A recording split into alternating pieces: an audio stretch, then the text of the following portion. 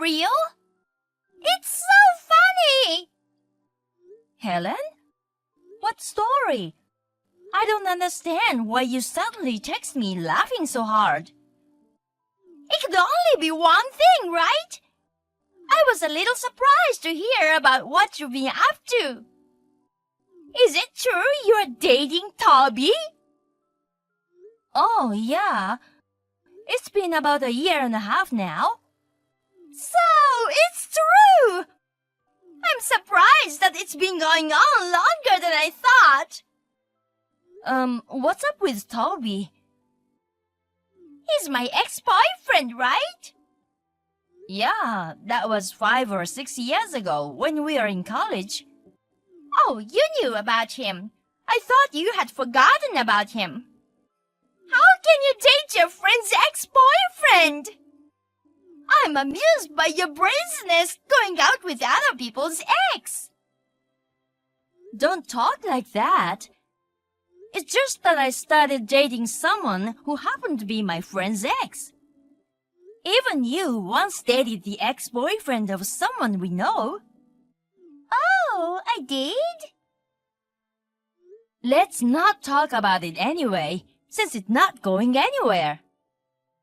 It won't do either of us any good. Ah, okay. So?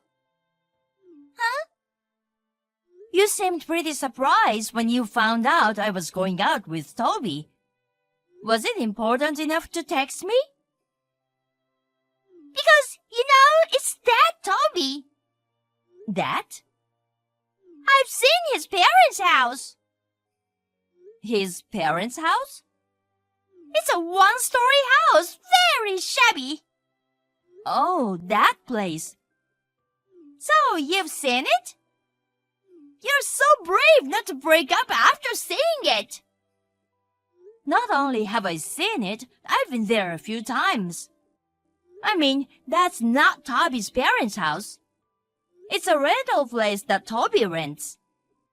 Oh, he's renting it? You mean he's renting it to live in alone? Yeah, that's right. I see. Living alone usually means renting an apartment.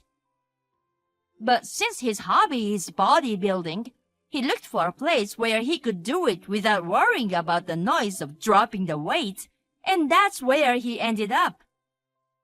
He chose a place that is just outside of downtown so that he can reach his goal of 10,000 steps a day, so the rent is not much different from renting an apartment downtown. He's next to me right now and just told me that. I guess he's still a musclehead, huh? So, you're with him now. We are on a date. Oh my, I'm sorry to have disturbed you. No, it's okay. I'm fine. Since Toby lives in a shabby house, he probably wouldn't take you anywhere worthwhile on a date anyway. It wouldn't matter if we were in college, but it's tough to go on a date at the park as an adult, isn't it? Oh, me too. I have a date with my boyfriend now. He's a hot guy who is nothing compared to a low-level guy like Toby. We are going out to dinner tonight at a fancy restaurant with a great view. Wow, that's great. See you later.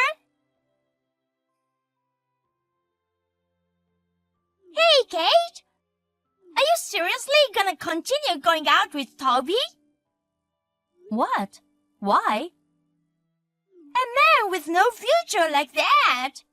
His salary isn't that much, right? Well, it's fine if I continue to work as before.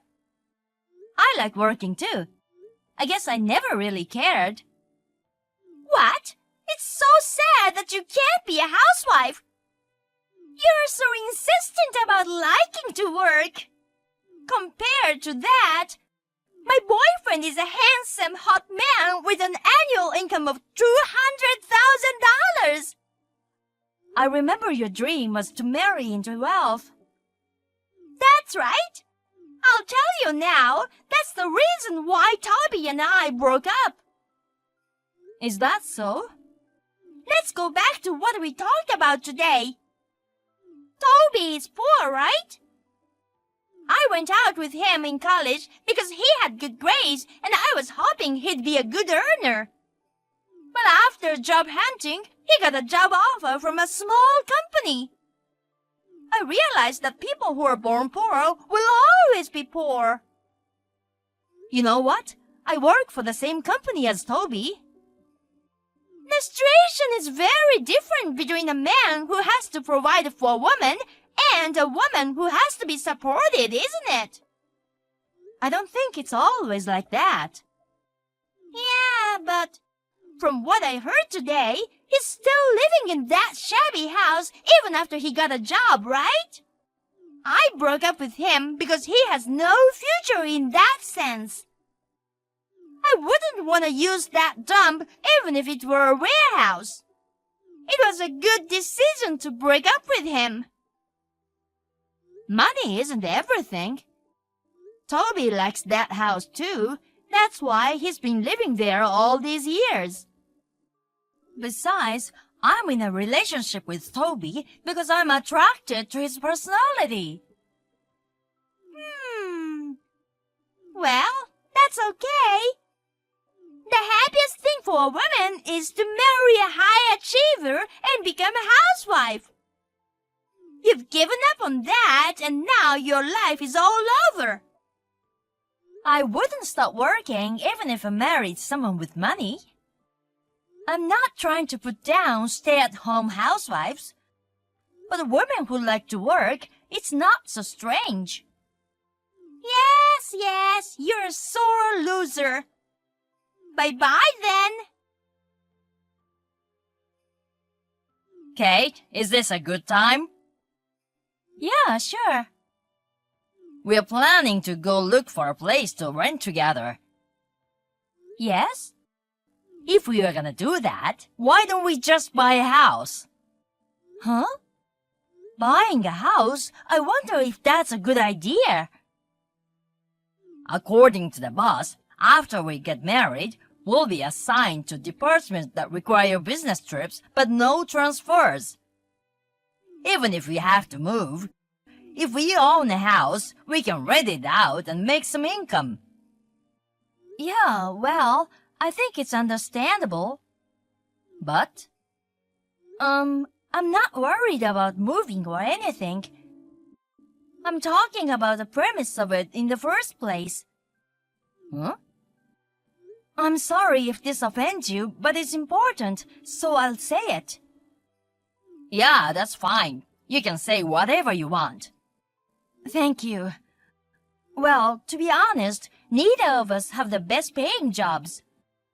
Of course, it's enough to get by, but when it comes to buying a house, I think it would be better to save up for a down payment at least. Oh. Huh? I'm sorry, did I offend you? But I have to be clear about this. I'm sorry. I'm not angry. I spoke in the wrong order. Oh, what? I already have the money to buy the house. Oh, really? It's spread out over several accounts, and there's about $3 million in total, so I can pay in cash in one lump sum from that. What? Oh, I was so surprised I hit enter too soon. You're careless. Which one of us is careless? I've never heard of anyone having such a tremendous amount of money before. What kind of money is it? It's not a lottery ticket, is it? It's so much money, I can't believe it, and my heart is pounding. Oh, sorry. I was gonna tell you about it one of these days, but I thought it was a funny way to start. I see. You are trying to talk about it. I'm sorry I startled you. But it's a long story, and I don't think I can tell it all in one text. So, I'll just give you the gist of it. Okay, tell me. Well, let's see. The reason I have the money to buy the house is my grandfather on my mother's side suddenly saw I had talent or something. When I was a college student, he gifted me some of his assets and real estate while he was alive. I started investing it, and it seemed to suit me. It became fun, and I did a lot of things with it. I found myself with $3 million. Wow! You must really have a talent. I was surprised too. I made a promise to my grandfather about this. Never talk about money with anyone unless you really trust them. Keep your job. Maintain a standard of living that allows you to make ends meet within your paycheck. Do not touch the money you have in your portfolio except in case of an emergency. I'm still following those rules. I see. You seem like a laid-back, relaxed, muscle-bound guy, so it's surprising that you have such a talent. I have an image of someone with talent in asset management as someone who wears glasses, a suit, and has parted hair. Am I being dissed or praised? I'm just saying what I think of you. If anything, I'm complimenting you, you know? I like the relaxed Toby more than the stiff-looking guy. Thanks. Oh, I'm still managing my assets. After marriage, I'm planning to invest within a reasonable range, and I was gonna share the information with you. I don't know much about asset management, so I'll probably leave it all up to you. If an amateur like me got involved, I'm afraid I'd end up losing the assets that you have created. The main purpose of this is to let you know that we have a reserve for emergencies. I just need you to know that I'm doing this. You're very similar to me in a financial sense. You're very prudent with your money and have good common sense. I thought you would be one of the people my grandfather would trust. That's why I decided to tell you. Well, thank you. I'm glad you did. Well, I'll explain it to you again next weekend when I have all the proper documents. And then we'll talk about the new place. Okay, I got it.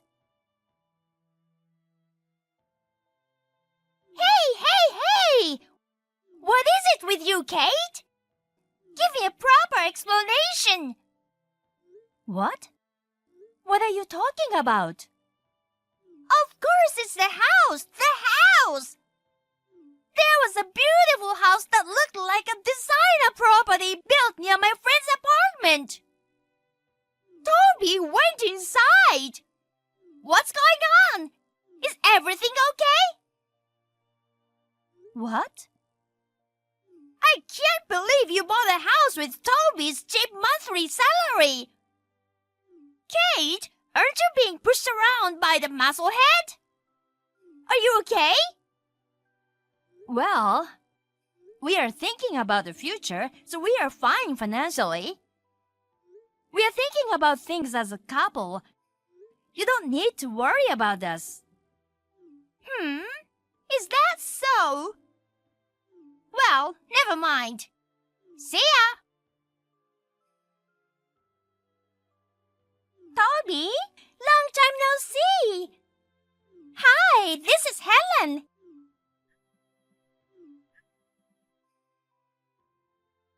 What is it now? I have no reason to talk to you. Don't say that! We are friends, aren't we? What the hell are you talking about when you say we are friends? When I was in college, you mistook the house I rented to live alone in for my parents' house and left me. At least we are not the kind of friends who put heart marks at the end of words. I think you've got a wrong guy. No, I don't. I'm not mistaking you for someone else. I'm talking to you. I'm sorry for what I did to you. I was so blind. I'm so sick of it. The boyfriend I was dating was in debt. I thought he made $200,000 a year, but he said the sum of his parents and his own debts was $200,000. So? You know what? I've broken up with that worthless guy. I want to get back together with you. Aren't you happy? What? You built a house, didn't you? Your wealthy grandfather built it for you, didn't he? What? Why would he do that? You don't have to pretend anymore. I did some premarital research on you. And then it seems that your grandfather was a wealthy man. You yourself are a man of small means. But you're in a position to get your grandfather's inheritance eventually, right? You have about $3 million in savings. Do you know how long it's been since we broke up? You lived in a rundown house, even though you were a rich kid. Of course I would misunderstand. If I had known you had $3 million in savings, I never would have broken up with you. Well, now that that's settled, I'll marry you right now. Toby, I heard you were very sad when I broke up with you. You still love me, don't you? Huh? I'm in front of your new house. I brought the marriage certificate. I'm already married. What? You know, I've been dating Kate for a long time, right? But I'm a better woman than her. You couldn't forget me, could you? You were very depressed after you were rejected by me, right? I was depressed because you made fun of the house I liked and rented and called me poor. I hated myself for dating a woman like that. Do you know what the difference in values is? Huh? Kate and I have very similar values. Even if we have money, we don't spend it recklessly. Rather, I don't understand your nerve to spend as much as you have. You can't be happy being married to someone who thinks exactly the opposite of you. In the first place, I'm not gonna use my money to pay for the debt you incurred. What? How do you know about my debt? I knew it. Huh? What do you mean, I knew it? I heard from Kate that you were spending money carelessly, so I'm sorry I just said that to trick you. Huh? It seems like I hit a nerve, huh? When I was a college student, I had a relationship with you without knowing it. It's a complete dark history for me. Marrying you would be a joke. Kate! I'm sorry. Toby will live with me. From today onwards, Toby's wife is me and you're out. What? I moved my stuff into Toby's new house. He was so rude to me yesterday, saying all kinds of things to me like he was rejecting me. But when I went there to give it one last try to be his new wife, I saw a sign in the living room that said, "Welcome! Expensive wine and fine cheese and my favorite hors d'oeuvres." I guess he couldn't forget how attractive I am. Well, it's true that I'm a better woman than you are. Helen?